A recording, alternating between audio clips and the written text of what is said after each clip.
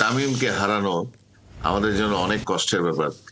কারণটা হচ্ছে আপনি জানেন এর আগে ওয়ার্ল্ড কাপের সময় তামিমকে যখন আমরা পাই নাই, তার আগে আরো কিছু অনাকাঙ্ক্ষিত ঘটনার কারণে যখন তামিম আমাদের জাতীয় দলে ছিল না, তখন আমরা সবাই কিন্তু বেশ হতাশায় ভুগেছি, অনেক কষ্ট পেয়েছি এবং আমরা চিন্তা করছিলাম অন্তত পক্ষে তামিম একটা খেলার লাস্ট যদি আমাদের দলের সাথে খেলে দেন। এবং তামিম এখনো যেই ফর্মে আছে, আমরা যেহেতু সবসময় যখন বাংলাদেশ টিমের খেলা হয় আমরা দেখেছি যে আমরা ওপেনিং স্লটটাতে দারুণ ভাবে ভুগছি আমরা, এবং ওপেনিং স্লটটার জন্য কিন্তু প্রচুর খেলায় আমরা সব সময় চাপে পড়ে যাই। এবং তামিম, কেউ অস্বীকার করতে পারবেন না, he is the best opener বাংলাদেশে এখন পর্যন্ত যত হয়েছে, এবং সে বিশ্বের one of the best opener.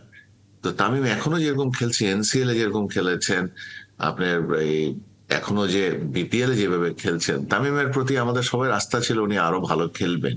কিন্তু সার্বিক পরিস্থিতি সবকিছু মিলিয়ে আমি মনে করি যে when you are in the best form, তখন যদি আপনি রিটায়ার করেন, ইউ গেট রেসপেক্ট।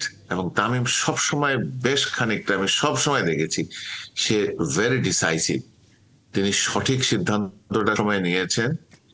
অনেকেই আমরা বাইরে থেকে মনে করতে পারি যে তামিম হয়তো বা ইমোশনাল, তামিম অনেক ইমোশনের উপরে অনেক কিছু করেছেন, আসলে কিন্তু তেমনটা নয়।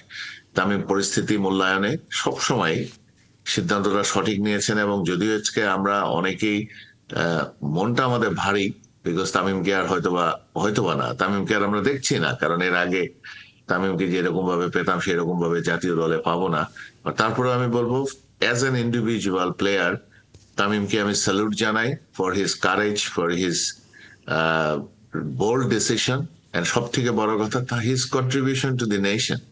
সে দারুণ ভাবে জাতিকে সার্ভ করেছে, আমাদের দলটাকে সার্ভ করেছে, এবং we enjoyed his stay with the national team.